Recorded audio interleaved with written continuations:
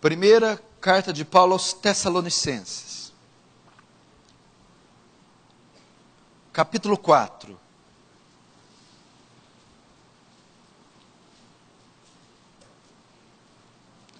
Verso 13. 1 aos Tessalonicenses, capítulo 4, verso 13, diz assim: Não queremos, pois, irmãos, que sejais ignorantes com respeito aos que dormem, para não vos entristecerdes como os demais, que não têm esperança. Pois se cremos que Jesus morreu e ressuscitou, assim também Deus, mediante Jesus, trará em sua companhia os que dormem. Ora, ainda vos declaramos, por palavra do Senhor, isto: nós, os vivos, os que ficarmos até a vinda do Senhor, de modo algum precederemos os que dormem. Porquanto o Senhor mesmo, dada a sua palavra de ordem, ouvida a voz de arcanjo, e ressoada a trombeta de Deus, descerá dos céus, e os mortos em Cristo ressuscitarão primeiro. Depois nós, os vivos, os que ficarmos, seremos arrebatados juntamente com eles entre as nuvens, para o encontro do Senhor nos ares. E assim estaremos para sempre com o Senhor. Consolai-vos, pois, uns com os outros, com estas palavras. Deixa aberto aí, não feche a Bíblia, feche apenas os olhos. Pai Santo, mais uma vez nos achegamos a Ti, cônscios da nossa pequenez, da nossa dependência, da nossa miserabilidade, diante da Sua majestade. Ó Senhor, tem compaixão de nós. Nós somos tão pecadores. Parece que quanto mais tempo passa, e quanto mais nos esforçamos para sermos santos e mantermos de pé, mais nós caímos. Mais vemos a nossa debilidade e a nossa miséria. Ah, Deus, mas que nessa debilidade possamos ver Sua grandeza. Quão dependentes somos de Ti, Senhor. Quebranta o nosso coração hoje, ele ainda está duro. Leva cativa a nossa mente, em obediência a Ti, porque ela ainda está dispersa. Despeja da Sua graça sobre todo esse salão. Faz Teu reino avançar, Senhor. Receba a glória para Si.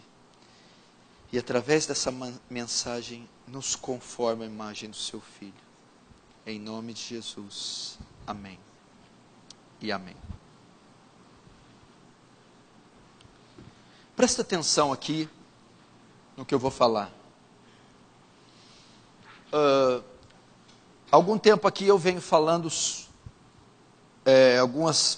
venho pregando algumas mensagens sobre escatologia, a doutrina das últimas coisas, do fim dos tempos.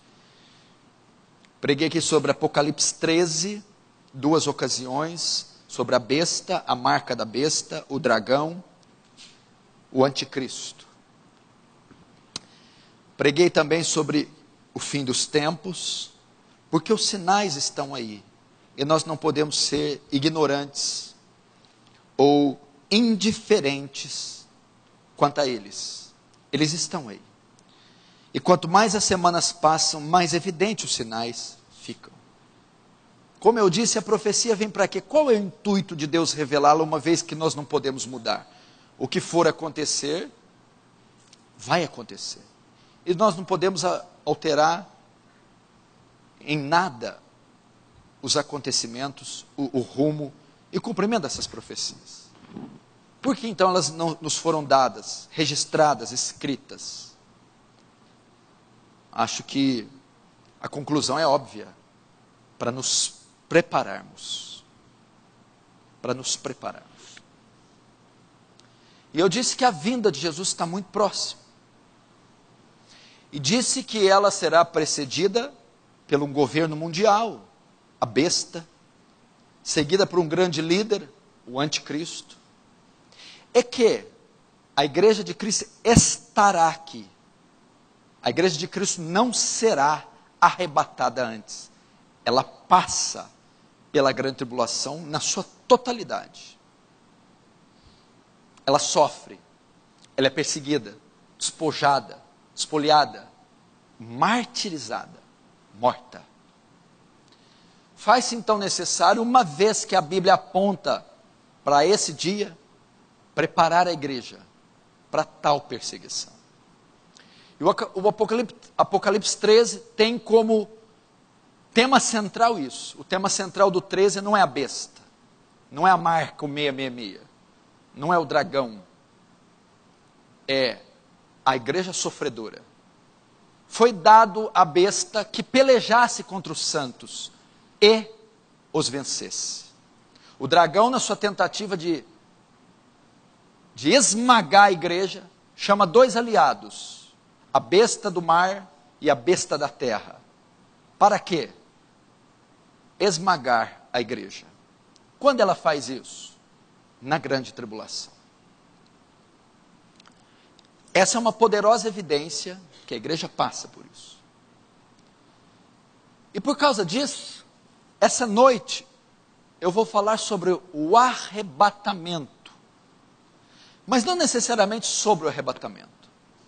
Eu vou mostrar para vocês, porque a grande maioria esmagadora aqui, veio de uma doutrina dispensacionalista, pré-tribulacionista. O que é isso? A maioria crê que o arrebatamento e a volta de Jesus são dois atos separados. São atos distintos. O arrebatamento é uma coisa, ele acontece de forma secreta, ninguém vê, ninguém sabe. Inclusive, se eu posso virar ali para ligar o ventilador e voltar, vocês podem ter sumido. Pré-tribulacionismo prega assim, que é no instante. E depois de 7 anos de tribulação, Jesus volta. A maioria crê sim. Filmes deixados para trás, livros do Tim LaHaye, e os seminários, a maioria dos pentecostais acreditam no pré-tribulacionismo dispensacionalista, que a igreja de Cristo é arrebatada antes da grande tribulação, 7 anos de grande tribulação, e então Jesus volta. A volta de Jesus, o arrebatamento é um ato, e a volta outro ato que acontecem separados. E o arrebatamento ocorre antes da grande tribulação, a igreja não passa. Esse não é o conceito bíblico, nem é aquilo que nós cremos. O conceito bíblico é que a volta de Jesus e o arrebatamento são um único ato, acontecem no mesmo ato. Quando Jesus voltar, ele já arrebatará a igreja na volta. E isso não ocorre antes da tribulação, ocorre no final da grande tribulação. A igreja passa pela perseguição, pelo sofrimento. E antes, não confunda a grande tribulação com as taças da ira. Mas Deus vai jogar os flagelos aqui sobre a igreja? Não. Tribulação não é flagelo. Tribulação é provação. E é a provação infligida pelo anticristo e as suas tropas. Eles vão provar, testar, esmagar, perseguir, martirizar a igreja. Todo o período da tribulação. Então, quando a tribulação termina, quando Jesus volta para esmagar o anticristo, despejar sobre ele a ira, nesse momento é que ele tira a igreja, arrebata. Quando? Quando ele volta e arrebata, no mesmo ato, e despeja a ira sobre o mundo, quem aceitou a marca, o sinal, os flagelos, as taças da ira. É isso que a Bíblia ensina. Então, se você pensa que não vai passar pela grande tribulação, você está enganado. E se você pensa que se você não for no arrebatamento, você pode ficar na segunda leva, eu vou na repescagem, aí eu morro por Jesus. Se você não for na primeira, você não vai em nenhuma, porque só existe uma. Vamos analisar primeiro o texto que eu abri aqui, 1 Tessalonicenses, o 4, verso 13 em diante. Não queremos, pois, irmãos, que sejais ignorantes com respeito aos que dormem, para que não vos entristecedes como os demais que não têm esperança. Primeira palavra que Paulo usa aqui, os que dormem. O que quer dizer os que dormem? É um eufemismo para dizer os que morreram. O que é eufemismo? Eufemismo é quando você usa uma palavra mais leve para indicar uma mais forte. Por exemplo, você não chega na casa dos outros, ó, seu pai morreu. Quando você usa eufemismo, você fala, seu pai nos deixou, faleceu. Então Paulo, quando está dizendo aqui, os que dormem, é um eufemismo, é uma maneira leve de falar algo pesado para os que morreram. O que estava acontecendo aqui em Tessalônica? É uma igreja da Macedônia, que Paulo fundou na sua segunda viagem missionária. Essa carta foi escrita por ele e dada a Timóteo, para que Timóteo levasse a eles e questionasse eles acerca do que estava acontecendo, para que Timóteo voltasse e relatasse a Paulo. Era um tempo onde eles estavam sendo muito perseguidos, sofrendo intensa perseguição. E muitos dos membros da igreja estavam morrendo, sofrendo martírio. E os irmãos vivos da igreja estavam muito tristes, por causa da morte de outros irmãos. E agora, nós nunca mais vamos ver eles. Nunca mais vão encontrar eles, morreram. Paulo também tinha anunciado sobre a volta de Jesus. E eles estavam tristes, nossa, eles entendiam que a volta de Jesus estava próxima. Eles também estavam tristes, porque esses que morreram não vão poder ver Jesus voltar. Então era um problema relacionado à morte.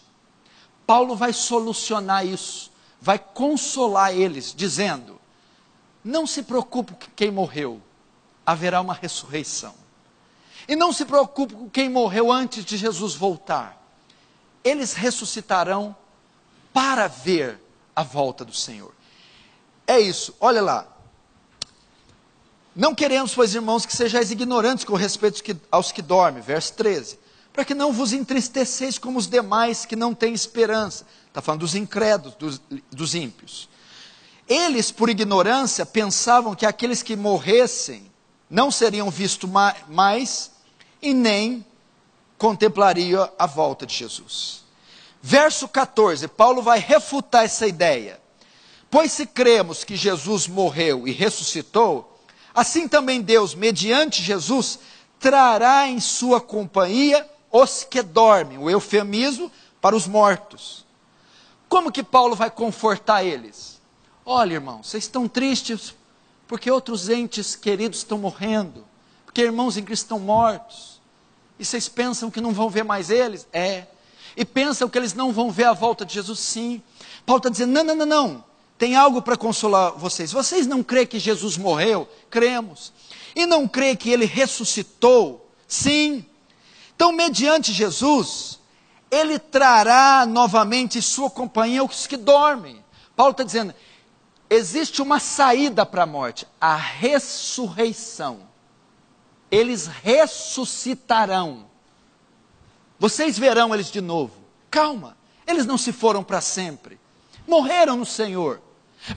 Mas a ressurreição de Cristo garante que eles ressuscitarão também. E quanto à volta de Jesus? Não, eles contemplarão também a volta de Jesus. Como? No verso 15.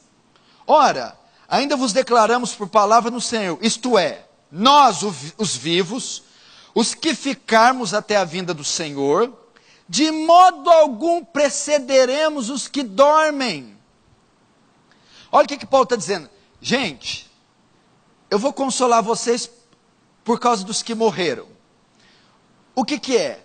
Nós, os que ficarmos vivos, de modo algum precederemos os que dormem. Deus tem algo para os que morreram. O quê? Quando ele voltar, eles ressuscitarão primeiro. Eles encontrarão com o Senhor primeiro. Primeiro que quem? Do que nós, os vivos. Paulo estava dizendo, se ele voltar hoje, já morreu 100 da igreja, e tem 200 vivos. Se Jesus voltar hoje, ficam tranquilos. Nós não precederemos os que dormem. Nós não veremos Cristo primeiro. Esses que morreram, os quais vocês estão tristes, ressuscitarão primeiro. Ressuscitarão para encontrar com o Senhor. E depois nós, os vivos, estaremos com eles. Olha o verso 16. Quando que isso acontece?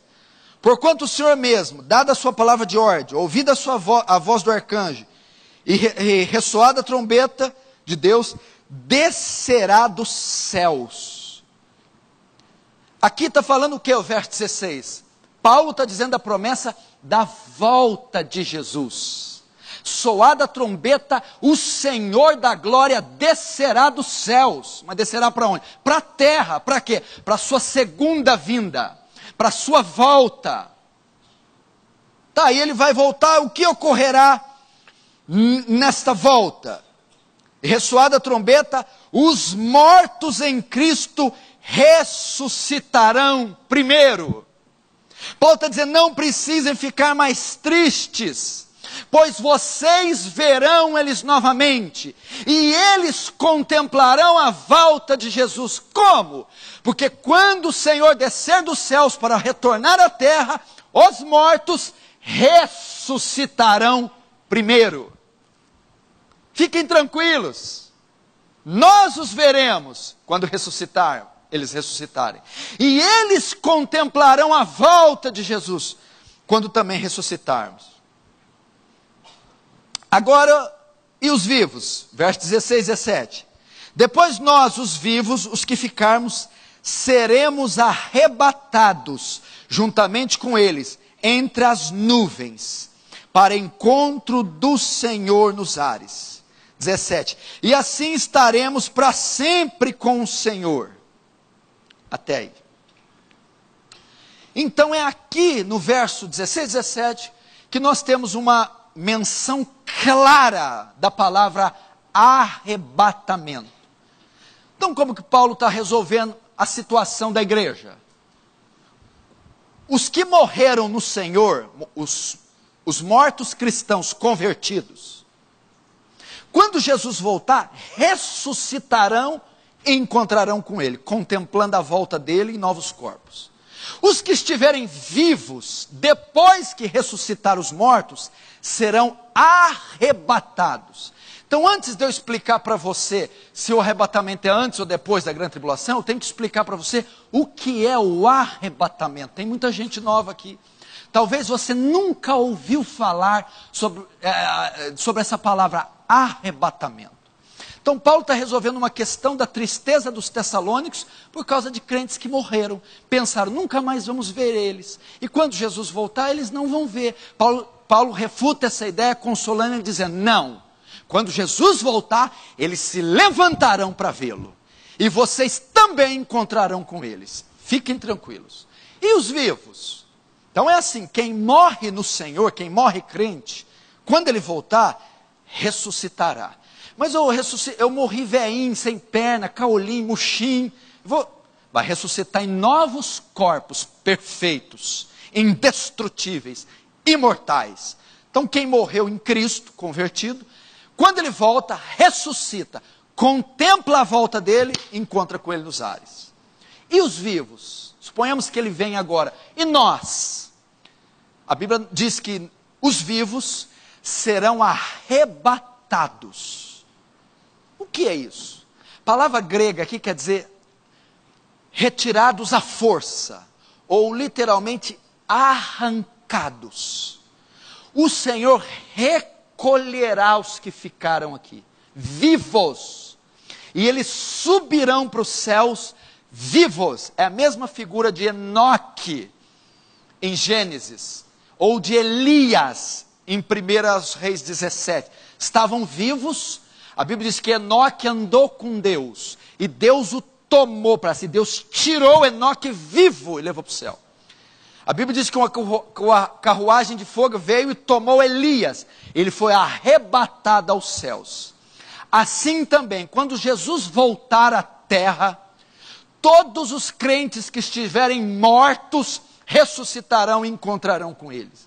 E todos os crentes vivos que estiverem aqui, quando ele voltar, serão arrancados, retirados, arrebatados daqui. Sumirão daqui.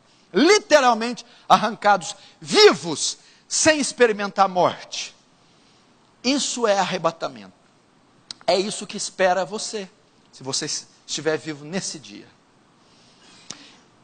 Agora, quando que se dá o arrebatamento? O arrebatamento se dá exatamente quando Jesus voltar. No mesmo instante quando Jesus voltar. É aí que entra o grande dilema das posições doutrinárias. A maioria entende que o arrebatamento ocorre secretamente e iminente, a qualquer momento, sem que ninguém saiba. Jesus pode voltar a qualquer momento, sem que ninguém saiba, e antes da tribulação. Aliás, o arrebatamento. Depois da tribulação, ele volta para julgar o anticristo, tal, mas isso, ele já arrebatou a igreja antes. E a outra visão crê, não, ele não volta a qualquer momento. Existem sinais que tem que acontecer, e ele voltará no mesmo momento que arrebata a igreja, isto é, na grande tribulação.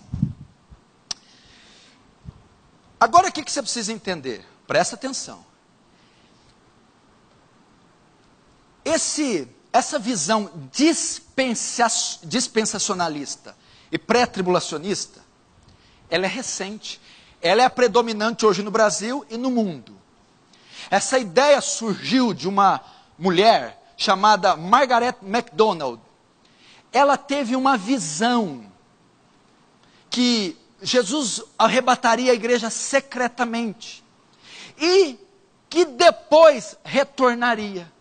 Foi através de uma visão, em 1830, que começou-se a ter a ideia de um arrebatamento secreto distinto da volta de Jesus. Depois, tendo frequentado reuniões com essa mulher e ouvindo sobre a visão e o testemunho dela, que foi escrito em livro, foi quem eles chamam de o pai do dispensacionalismo, John Nelson Darby.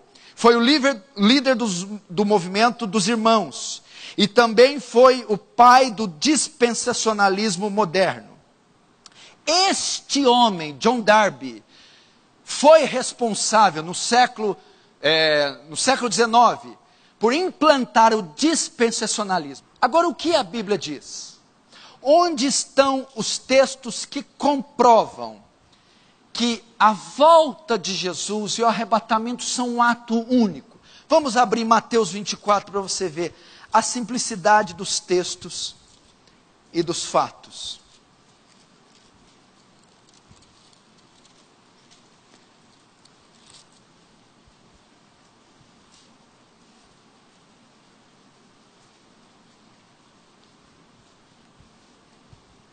Mateus 24. Olha só como o texto aqui está claro. Mateus 24, 29. Só esse texto você tem a resposta para 3 perguntas. Logo em seguida a tribulação daqueles dias, o sol escurecerá, a lua não dará mais a sua claridade, as estrelas cairão do firmamento, e os poderes do céu serão abalados. Então aparecerá no céu o sinal do Filho do Homem. Todos os povos da terra se lamentarão e verão o Filho do Homem vindo sobre as nuvens do céu com grande poder e glória. E ele enviará os seus anjos com grande clangor de trombeta, os quais reunirão os seus escolhidos dos 4 ventos, de uma extremidade do céu, de uma outra extremidade dos céus. Olha só, verso 29. Logo em seguida a tribulação. Então, o texto está dizendo de um ato que aconteceu depois da tribulação, ok? Que tribulação é essa? Verso 21, porque nesse tempo haverá grande tribulação, como desde o princípio do mundo, até agora não tem havido, e nem jamais haverá. Então 29 está se referindo à grande tribulação, ok? E o 29 vai dizer que logo após a tribulação, vamos lá de novo, logo em seguida a tribulação, o que acontece? Verso 30, então aparecerá no céu o sinal do Filho do Homem, e todos os povos da terra lamentarão e verão o Filho do Homem vindo sobre as nuvens do céu com poder e glória, ok? Após a tribulação ele volta. Até aí, até os dispensacionalistas concordam. Depois, olha só, e logo após aqueles dias, logo em seguida a tribulação, o que acontece? Ele volta. Mas o que mais? Vamos ver. Verso 31. E ele enviará os seus anjos com grande clangor de trombeta, os quais reunirão seus escolhidos. O que é isso? Arrebatamento de uma extremidade à outra dos céus. Então note o que o texto forma. O que ele diz? No mesmo instante que ele volta, então verão no céu o sinal do Filho do Homem com grande clangor de trombeta, e ele ajuntará os seus escolhidos. Quando é que ele ajunta os escolhidos? No mesmo momento que ele volta. O arrebatamento se dá no mesmo instante que Jesus volta. E quando ele volta? Antes da tribulação, o 29, logo em seguida a tribulação, depois da tribulação. Entendeu? Olha como é que o texto é simples. É o texto um dos mais claros. Marcos capítulo 13 fala a mesma coisa. Então o 29 está anunciando a volta. Primeiro, ela não é secreta. A Bíblia diz que todo olho verá. É com clangor de trombeta, os céus serão abalados. É uma vinda visível. Eles verão, não é secreta. Segundo, no mesmo momento que volta, ele arrebata a igreja. Para que ele vem? O primeiro ato dele ao vir, ele ajuntará os seus escolhidos nos quatro cantos da terra. Mas o que quer dizer isso? Arrebatamento. E quando ocorre? Quando ele voltar. E qual o período com relação à tribulação que ele volta? Depois da tribulação. Olhe, por exemplo, outro texto que mostra que a igreja passa para a grande tribulação. Verso 15. Quando, pois, virdes o abominável da desolação que falou o profeta Daniel no lugar santo, quem lê entenda. Então os que estiverem na Judéia, fujam para os montes. Quem estiver soberano, não desça para tirar coisa alguma. Para quem foi escrito isso aqui? Para a igreja? Então ele está dizendo, quando virdes, ele está falando do início da tribulação, quando virdes o abominável da desolação no lugar santo, então fuja, então começará. Se a igreja não estará aqui, como é que nós vamos ver? Quando virdes, quem que vai ver? Ele escreveu isso para a igreja. Quem vai ver é quem estará aqui. Quem estará aqui é a igreja. Então, quando vocês verem esses acontecimentos, se preparem. Ele não escreveria algo para a igreja, pedindo que ela visse, se ela não estivesse aqui. Isso é a maior prova que ela estará aqui. Então o texto ensina que Jesus volta depois da grande tribulação, ensina que ele volta no mesmo momento que arrebata a igreja, e ensina que a igreja passa pela grande tribulação. Vamos ver outro texto que mostra isso, 2 Tessalonicenses. Você abriu em primeiro, agora abre em 2 Tessalonicenses. Irmão, no que diz respeito à vinda e à nossa reunião, essa reunião, Paulo está falando, o arrebatamento.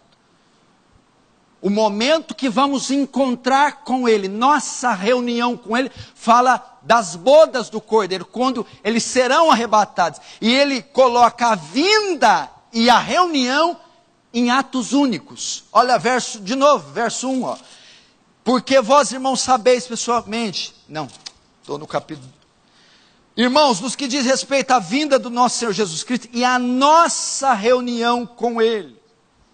Agora o verso 2. Aqui não demovais da vossa mente com facilidade, nem vos perturbeis, quer por Espírito, quer por palavra, quer por epístola, como se procedesse de nós, supondo que tenha chegado o dia do Senhor. Deixa até o 2 aí. O que estava acontecendo? Lembra que ele tinha mandado na primeira epístola, falando do arrebatamento, da volta de Jesus, da ressurreição, no capítulo 4? Depois Timóteo volta e dá notícias para ele, olha, tem gente perturbando ele lá, tem visão, tem gente trazendo visões, profecias, e até está circulando uma carta lá, falando que Jesus já voltou, e o povo está morrendo de medo. Paulo vai enviar a segunda epístola para dizer, não, A vinda de Jesus é próxima, não é tão próximo assim. Ele ainda não voltou.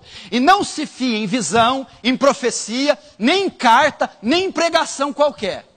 Ele vai tentar mostrar para eles que antes de Jesus vir, tem algo ainda. Olha só, verso 3.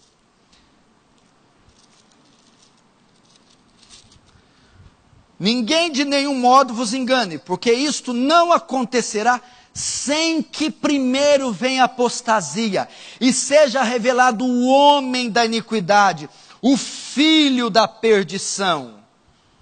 O que Paulo está dizendo? Não, aqui já quebra a volta iminente de Jesus. Primeiro aqui já refuta isso. O pré-tribulacionismo dispensacionalista ensina que ele pode voltar a qualquer hora. Paulo está dizendo, não pode voltar. Não deixe ninguém enganar vocês com profecia, com cartas, com visões. Não será assim. Não será assim o quê? A volta de Jesus não acontecerá antes que. Então não pode ser iminente. Não pode ser agora. Não pode ser. Olha, Jesus pode voltar daqui 5 minutos. Não pode. Por quê? Porque antes tem que se manifestar a apostasia e o homem do pecado. Sem que se manifeste a apostasia e o homem do pecado, ele não volta. Então como é que ele pode voltar a qualquer hora? Como é que ele pode ser iminente? Não. O que é apostasia? Um abandono da fé. A hora que as igrejas apostatarem, a hora que você começar a ver espetáculo dentro de igreja, porque você já está vendo, circo, show, roubalheira, adultério, a hora que o povo sair da verdade, ficar quase secularizada a igreja, é um sinal que ele está voltando. Primeiro. E o segundo, e venha o homem do pecado, o anticristo. Então a volta de Jesus não acontece sem que venha o anticristo. É necessário o anticristo se manifestar. Aí ele volta. Agora vamos continuar.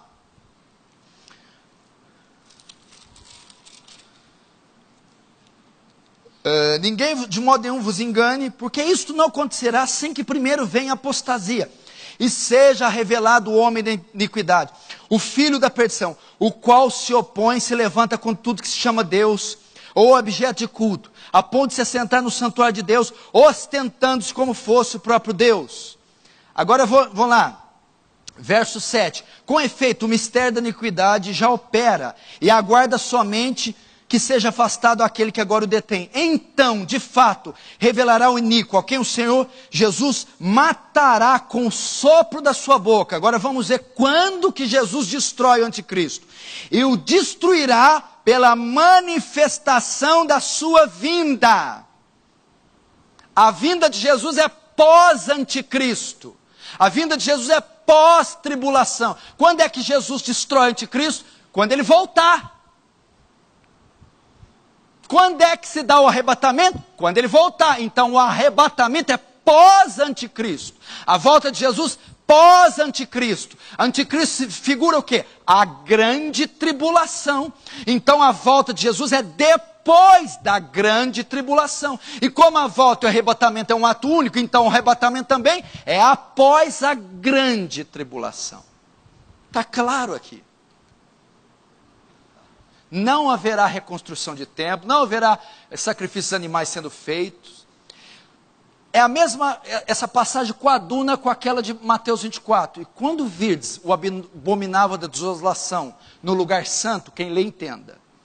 A ideia ali é que o anticristo entraria no templo e profanaria o templo. Isso aconteceu com o Antíoco Epifânio e com o imperador Tito no ano 70. Eles entraram no templo de Israel, profanaram e destruíram o templo. Uma vez que o templo está destruído, o anticristo repetirá isso. Só que a igreja da época era a igreja judaica. A igreja de hoje é a igreja do Novo Testamento. O anticristo vai se assentar no poder religioso. No poder, ele vai falar em nome de Deus, em nome da igreja. E quando nós virmos que uma entidade maligna dominou o poder religioso, está dirigindo a igreja, então saberemos que é o anticristo e que o fim chegou. Não é o templo judaico, não é o templo de Israel, ele não vai construir, não vai entrar lá. Quando fala do abominável desolação do lugar santo, e quando fala, sentará no trono de Deus, no templo de Deus, querendo parecer ser Deus, significa, ele tomará a liderança da religião, a liderança do povo de Deus. É isso. Ele virá em nome de Deus, como um falso Messias, um falso Cristo. Esta é a ideia. Então não fica vendo coisa na notícia, no jornal, não, na TV. Ah lá, reconstruir o templo, já tem placa, vai fazer. Isso tudo balela. Ele não vai fazer isso. Ele vai falar em nome de Deus, mas para todo mundo.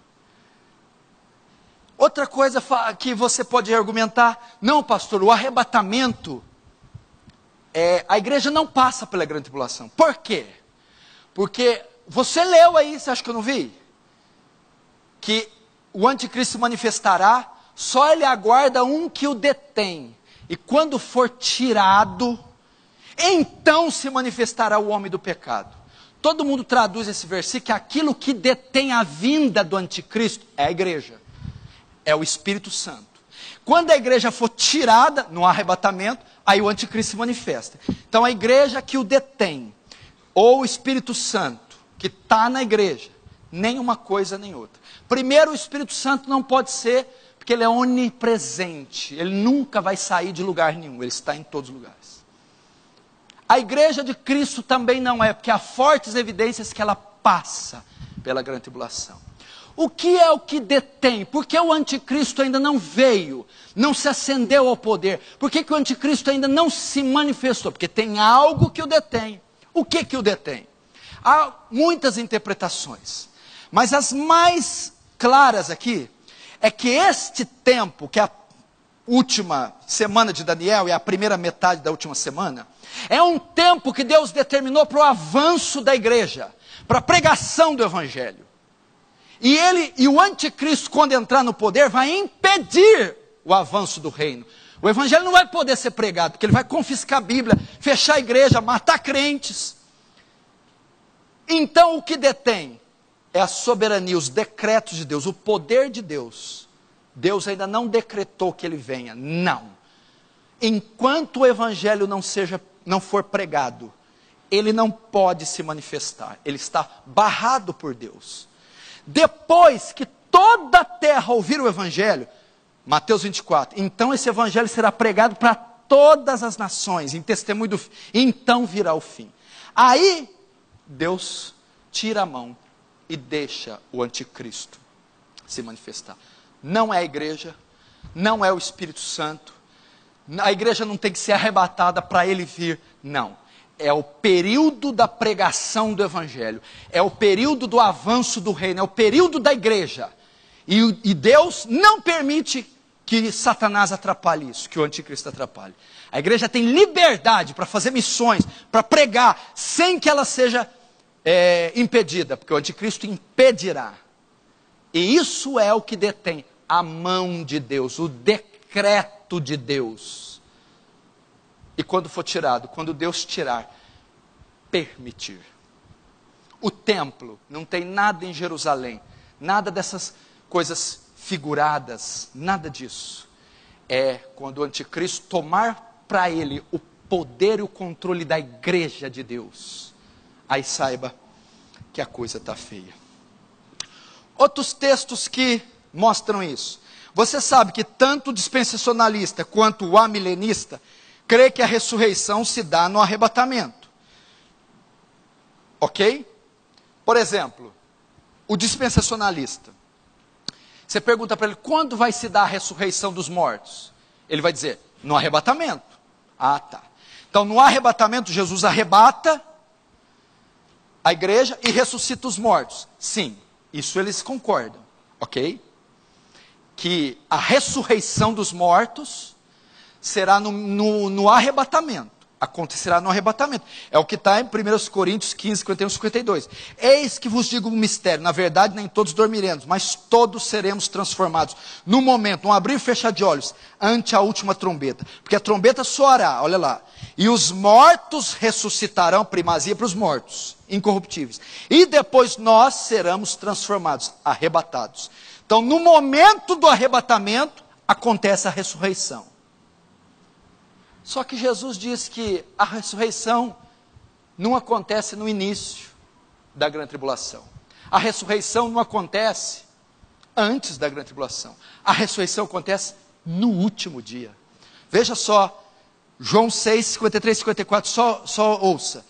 Jesus, pois, lhe disse: na verdade, verdade vos digo, que se não comerdes a carne do Filho do Homem, e não beberdes seu sangue, não tereis vida em vós mesmos. Quem come a carne e bebe meu sangue, tem vida eterna, e eu o ressuscitarei no último dia.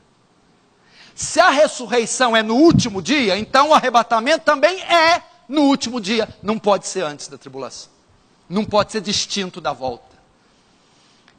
João 11, 23 e 24. Disse-lhe Jesus: teu irmão há de ressuscitar, disse Marta. Eu sei que há de ressuscitar na ressurreição do último dia. Se a ressurreição acontece no arrebatamento, então o arrebatamento é no fim da grande tribulação. Porque a ressurreição só ocorre no último dia. Quantos estão entendendo, diz amém.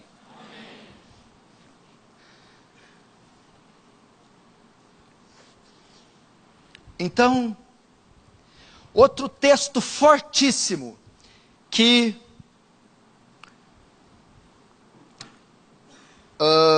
corrobora que a igreja passará pela grande tribulação.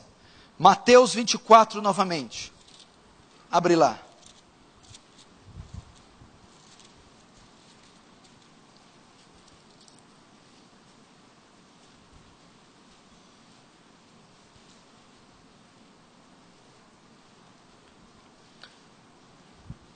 Mateus 24, verso 21, diz assim: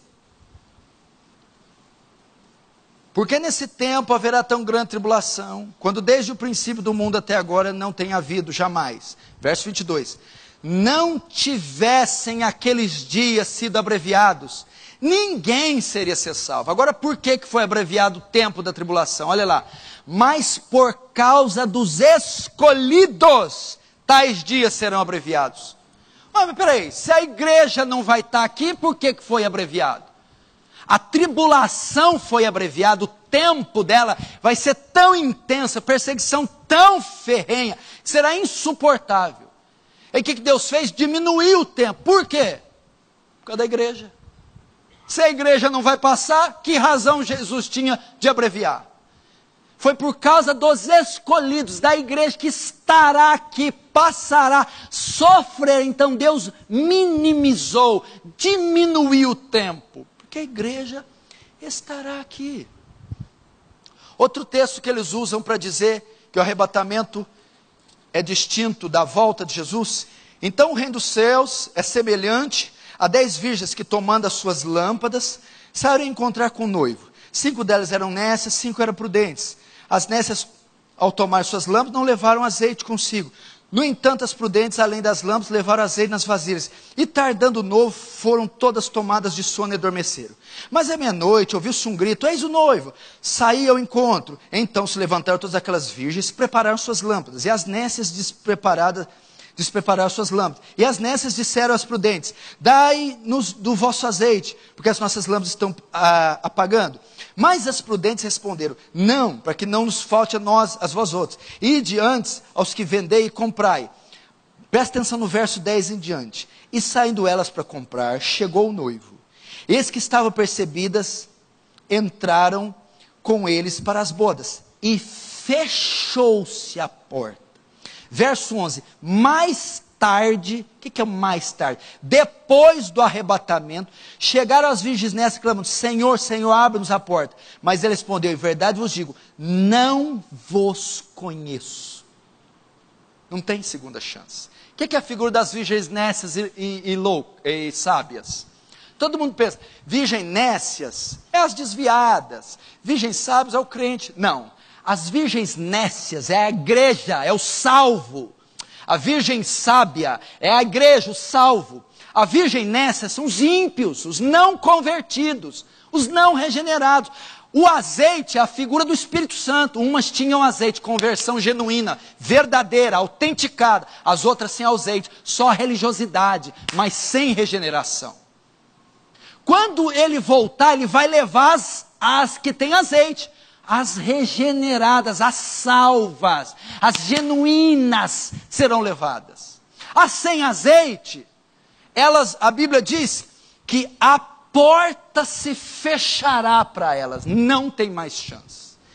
E o verso 11 diz, mais tarde chegaram. O que é isso? Depois que ele já voltou, já buscou a igreja, já arrebatou, já retornou, mais tarde chegaram, e o que ele falou? Eu não vos conheço. Não tem mais jeito, não tem segunda leva, não tem repescagem, é um ato único. Ele vem no ato único e leva quem? A igreja verdadeira, os convertidos. É isso. E as nécias? É o povo que ficou, que adorar a besta, o seu sinal, a sua marca, os ímpios, os falsos crentes, os falsos irmãos. É essa turma. É um ato único.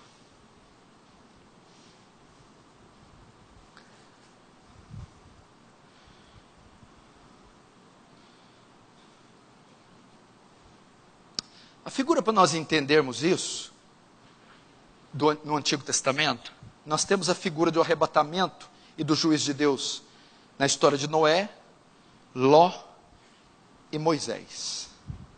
A mesma coisa. Primeira figura de Noé. Deus vai despejar o juízo. E ele arrebata quem? Arrebata 8 pessoas. Noé e a família. Ele arrebata e despeja o juízo sobre a terra. Então, a igreja não passa o juízo, a ira, mas passa pela tribulação. Quando ele for despejar a ira, ele tira a igreja. Segunda figura de Ló. Deus vai despejar o juízo sobre Sodoma e Gomorra, vai cair fogo e enxofre. Mas Ló está lá dentro, com o sodomita, sofrendo, pastando, sendo perseguido. Grande tribulação. Quando Deus vai despejar o fogo, ele tira Ló, arrebatamento. Terceiro, Moisés. Israel está dentro do Egito. Deus está mandando 10 pragas, sofrimento. Está lá Israel. Vem a praga dos piolhos, das moscas, da rã, e assola o Egito. E Israel está lá dentro. É a grande tribulação. A igreja vai estar aqui. Só na última praga, a morte dos primogênitos, que Deus tira Israel de lá. Arrebatamento. A igreja estará aqui com o faraozão, o anticristo. No Egitão, a besta, o sistema maligno. E as pragas estão sendo despejadas e a igreja está aqui. Até que no final, até que quando a cólera de Deus for mandada, então ele tira a igreja. Essas são as figuras. Para você entender. Então, irmãos, o arrebatamento e a volta de Jesus são atos únicos, não são distintos. Você viu? Eu podia ter parado em Mateus 24. E depois da tribulação, é um evento pós-tribulação. Os céus serão abalados, então verão o Filho do Homem com poder e glória, vinda. E ajuntarão seus escolhidos. Arrebatamento. 3 coisas acontecem pós-tribulação. E 2 delas é um ato único. Volta e arrebatamento. Não existe do piloto de avião crente sumir do avião, o avião cair. O avião caiu lá na China, que foi, o piloto era crente, foi arrebatamento. Entendeu? Não existe isso aí. Nem é iminente. Pode ser agora. Corre logo para comer aquela pizza que você pode ser arrebatado. Não vai. Por quê? Porque os Tessalônicos estavam assim. Ele já voltou e eu fiquei. Eu, Paulo, não ficou não. Como é que você sabe que eu não fiquei? Ué, eu estou aqui, eu sou Paulo, só falta eu não ir. Eu estou aqui, rapaz. Não, mas eu fiquei, porque estão falando aí que Jesus voltou, teve gente tendo visão, profecia, revelação, que Jesus está voltando, e está lá naquelas águas lá, de não sei de onde, Israel, Megido, essa coisa. Deus, para com essa balela tudo, não será assim antes que Jesus não voltará antes que haja apostasia geral. Essa já está acontecendo, é só ligar a televisão. Segundo, e venha o homem do pecado, o anticristo. Então ele falou, tem alguns sinais. E quando virdes, eu passo a grande tribulação, sim, e quando virdes o início disso, o abominável da desolação, ou seja, quando virdes a ascensão do anticristo, então Jesus diz que nós veremos. Então fujam, fugir para quê? Se eu não vou passar a grande tribulação. Ele diz, vocês verão esses fatos e terão que correr, se esconder, se proteger. Agora uma palavra de consolo, Apocalipse capítulo 3.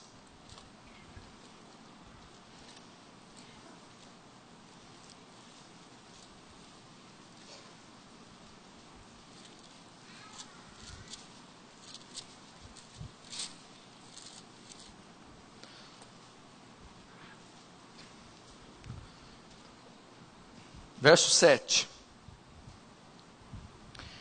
Ao anjo da igreja em Filadélfia, escreve essas coisas. Diz o santo, verdadeiro, aquele que tem a chave de Davi, que abre e ninguém fecha, e que fecha e ninguém abre. Verso 8. Conheça as tuas obras. Eis que tenho posto diante de ti uma porta aberta, a qual ninguém pode fechar. Que tens pouca força, entretanto guardaste a minha palavra, e não negaste meu nome. Verso 9. Eis que farei alguns que são da sinagoga de Satanás, desses a si mesmos, que se declaram judeus, não são, mas mentem. Eis que os farei vir prostrar-se aos teus pés e conhecer que eu te amei. Verso 10. Porque guardaste a palavra da minha perseverança, também eu te guardarei na hora da provação que há de vir sobre o mundo inteiro, para experimentar os que habitam sobre a terra. Até aí.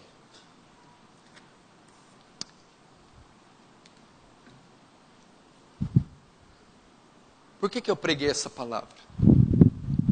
Porque a minha ideia, o meu intuito como pastor, é preparar vocês para esses dias. Essa movimentação no Oriente Médio, no leste europeu, ela anuncia o cumprimento das profecias. Daqui um dia, não é o Putin, é o PT ou o PSDB, decretando o fechamento de igrejas.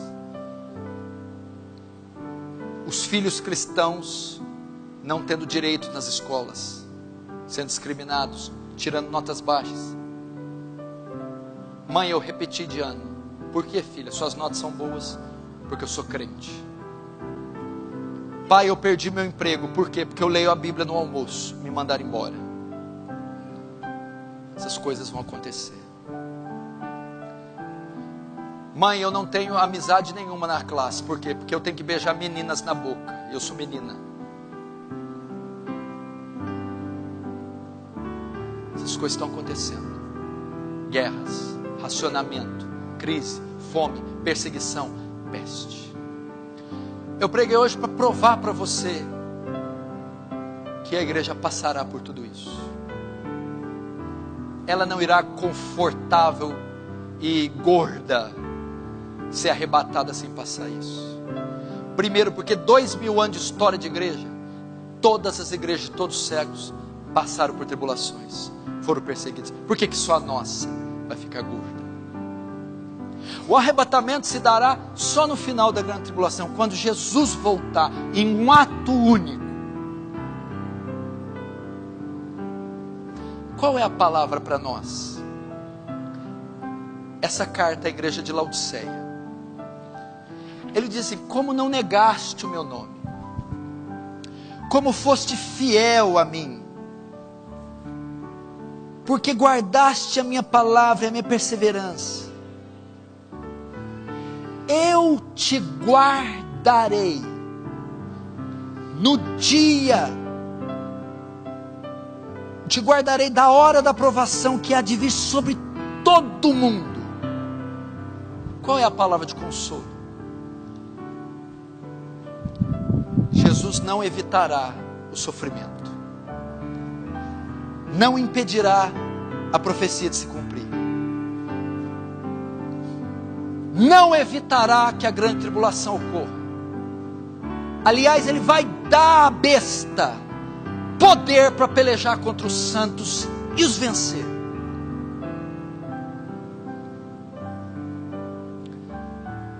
Essa besta rugirá,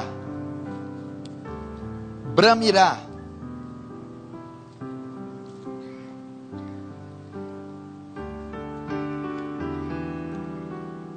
mas o que ele promete aqui? Eu vou dar forças a você. Eu vou guardar você, não significa que ninguém vai te tocar. Você há de suportar. Eu revestirei você nesses dias de poder. Eu darei coragem à minha igreja. Eu darei ousadia à minha igreja. Ninguém me negará nesse dia. Vocês serão revestidos de poder. Irão com bravura, seja para onde for, seja a perseguição, a tortura, o chicote, a prisão, a espada ou até o martírio, mas nenhum dos santos negará o Senhor, nenhum voltará atrás, iremos com bravura. É isso que ele está dizendo. Eu não impedirei Nabucodonosor de jogar vocês na fornalha. Vocês serão jogados 7 vezes mais quente. Mas eu entrarei com vocês na fornalha. Darei a mão para vocês. Caminharei com vocês dentro da fornalha. É isso que ele está dizendo.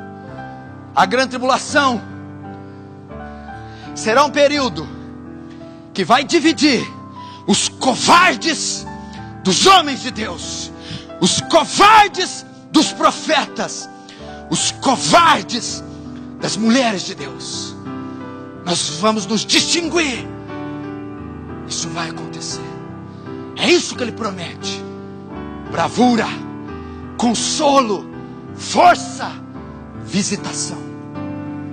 Com isso você pode contar. Você crê nisso? Diz amém. Então você vai orar agora e dizer: me prepara para esses dias, Senhor. Eu compreendi a palavra. Eu sei o que está prestes a acontecer.